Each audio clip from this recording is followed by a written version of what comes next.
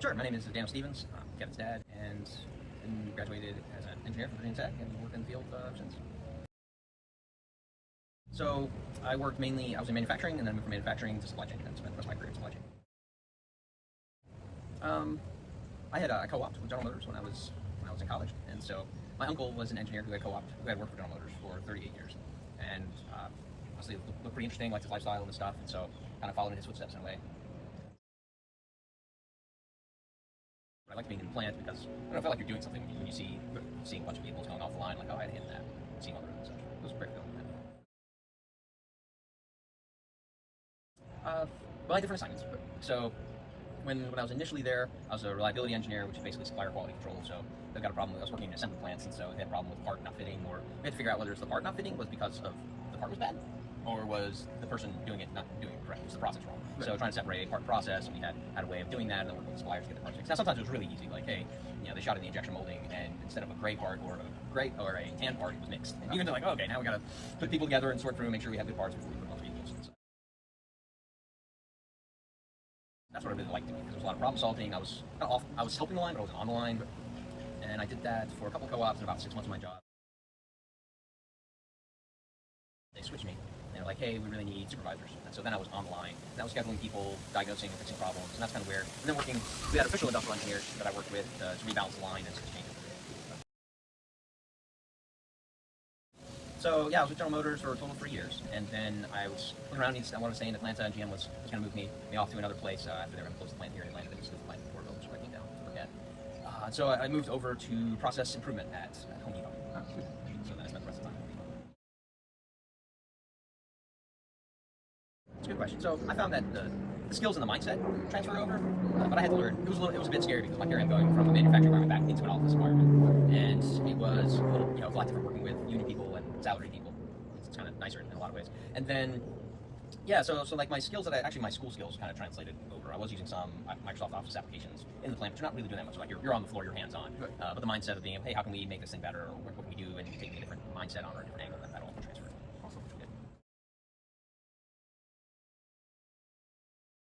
Mm-hmm. Yeah, they hired me on because I could work Excel. That's good. That's pretty difficult. And then they're asking if I had any experience with Access, which is a database, and I said no, but I'm fast learner, so I picked it up. And then I did. I had 19 years at Home Depot, and I had 16 different jobs. Wow. Yeah. So the first year it felt almost like a co-op in that I was about 3 months in each position. They were like, hey, we're reorging, and I was 3 months into these projects, and they said, oh, we're getting rid of your entire department. And luckily, I will say, there's always internal posting on stuff. It's HR, they go in there, like, hey, make sure you post your resume and what your interests are and these things. And so I had spent time on my resume and interest, and this was right before the Great Recession, and they said that when they were looking through it, they actually did take a look at the internal thing. Like, oh, well, you're interested in inventory, you have some inventory experience. I had 2 classes of inventory control, production planning and inventory control. Actually, it was just 1 class, production planning and inventory control in college. And I was like, oh, sure, I'm interested. How's it done in the real world? That sounds good enough. And they moved me over to inventory. So I was in inventory planning and replenishment. From there, I was in charge of, well, actually, what they said is, okay, so they're like, okay, you're going to do inventory solutions. So come up with different ways to help the analyst order this product and order the right amount of product. Right.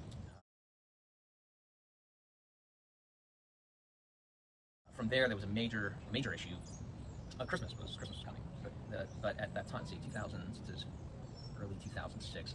It's almost 20 years ago. It's kind of crazy. But Christmas was coming, but nobody would sign the contracts for Home Depot. So they'd ordered all these containers, and they were trying to get a third party to take the inventory and distribute it and get it to all the stores for the proper amounts. And nobody wanted that contract. They couldn't get any 3PLs, third party logistics companies to do it. So then they came to the solutions group, and they said, we really need help. We have 5,000 containers coming into 1,973 stores, and we know what each store's supposed to have, and we aggregate it up, but we don't know which container is supposed to go where. That's problematic. Given our 11 DCs, and we have to know.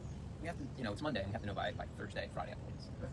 So it was a big problem, and I was like, well, I'll take a shot at it, and it ended up being like a mix of things. I didn't have enough time to set up a linear model. Like I was like, oh, this would be great. I got all these constraints. I can feed this stuff, and there was just not enough time for that. So, okay, well, they gave me Excel spreadsheets. I put the Excel spreadsheets in the Access database. Kind of went through, kind of matched some things up, re-uploaded. Anyway, came up with a system, solved it in 4 days. So Thursday I presented to everyone. There was another group that was working on it because, well, who knows, whoever came up with the solution first wins.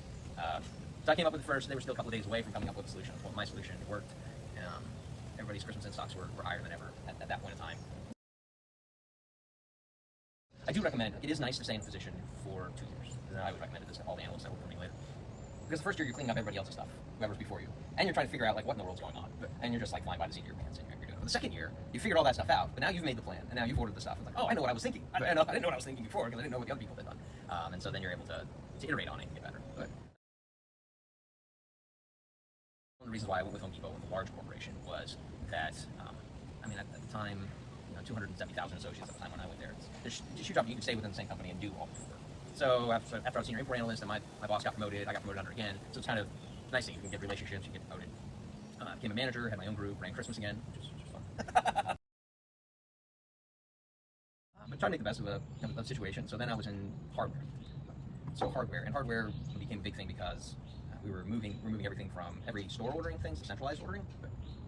And the way that it was in 2013, so that's not that long ago, is that the bags, the bag screws that you go down Home Depot, that was all one SKU, and then there was a different number UPC underneath it that split the difference. But all of the history for all of the screws was on the one bag, and so we had to breaking out the forecasting and breaking all this. So one of the courses that was really helpful for me was actually statistics, my statistics courses. So I was an industrial engineer at Virginia Tech, and I didn't realize how much statistics was involved in 3 classes of statistics. But it really came in handy at work because now all of a sudden, like, well, how much demand do we want to capture? You can't capture all the demand, but you can't be totally out of stock at the beginning of the season, right? So how do you balance those things? And statistics really helps out. And plus, a lot of people don't understand statistics, and so they'll say something, they'll show something, and it's not right. Like that's actually not how that works. That's crazy.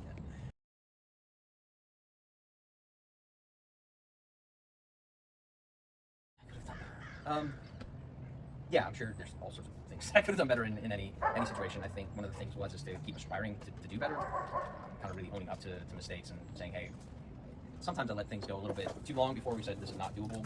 A lot of times I really wish I'd given a little bit more pushback sometimes on deadlines to just give myself a little bit more time to double check things. Or I learned later on in my career, like, just because I think I can do it in 10 minutes doesn't mean I should say 10 minutes. I should say an hour. You don't know who's going to swing by, or you don't know what other fire drills going to come up. You don't. Okay, but if I think it's going to be an hour, it really should be 4 hours because something else might come in. So just give myself a little bit more time to get something done. It's better to over-deliver, right? To promise and deliver early than to be constantly having to go back saying, oh, I'm sorry, I'm going to be late. I'm sorry, I'm going to be late. That just sucks.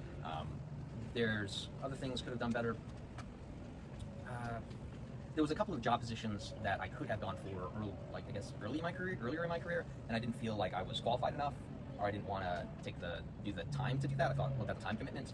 I think I was putting a little bit too much in. So I think I could have done better if I had actually just gone for those positions. So there was a couple senior manager positions that had opened up, and I was like, nah, this is not a good time in my life, and I think I should have gone for those. And I would have changed things a bit. Yeah, so just go ahead and going for it, and it'll be easier, because just sometimes self-select out, right? So let them select out. Work-life balance. So I get lots of tips for work-life balance. I found I really had to look up to my first and third. I was one of my early managers, and 5 o'clock. You just had to set a time when you put it down. Now the advent of Blackberries, which led to iPhones, which led to these, all of that transition into a lot more manageable. But he just literally put in out of offices. So if you want to take a lunch, schedule that you're out of office for lunch, and schedule when you're going to come into the office or off. So it was on my Outlook calendar for everybody to see that Daniel's not available at lunchtime, and I'm not available after 5:30, and I'm available, before. I would, there's some emergencies I would have to take phone calls and stuff, but generally, to break it, I have to put my phone down in the other room. And so the phone goes in the kitchen while I'm eating dinner, so I'm not looking at it, right? The phone goes in the office while I'm going to bed, so I'm just not tempted to look at it. But also, I think that is one thing that I've seen. The work-life balance has been, it's shifted back and forth. There's a certain amount of time, but I find that if I am more balanced, if I have, take the time off. Just, I don't know, there's some innate being scared of taking time off. At the end of my career, throughout my career, I've always taken all of my vacation days. Schedule, plan the vacation, take the vacation days. You actually feel better, come back, I've got better ideas, I'm more revived. It takes me about 2 to 3 days to keep it rest. So generally would take a full week is really good. But don't, not, some people, some jobs, some positions require you to work really long hours and such. And I'm not opposed to working 10 to 12 hours when you have to, but understand what are your family needs. So then flexing. It was actually kind of nice having kids because the daycare closed at 6. I couldn't work past 6. I had to go pick up the kids from daycare. Right, so it was a nice cutoff for me. I think I got a better work-life balance when I started having kids because I just had to be 100% when they were little and I was there. Sometimes work felt like a break from the kids.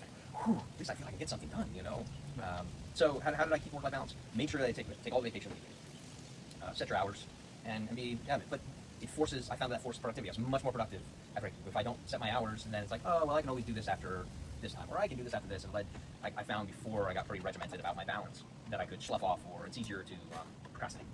But if you set your hours, it's like, crap, I really have 8 hours today. And these are the only 8 hours that I have. I can't extend it to 10, I can't extend it to 12, I can't get on later on. Like, I gotta nail it, and it really kind of tends to focus, concentrate on it. Right? Yeah. So, that's what I found has been helpful. I think I had a senior manager tell me, and I've told this so many other times, your career is a marathon, it's not a sprint. And I think it's okay to sprint a little bit in the beginning to get ahead, right? Like, hey, you're first in your career, you sprint, but then you've got to slow down and start the steady, sustainable pace, or you're not.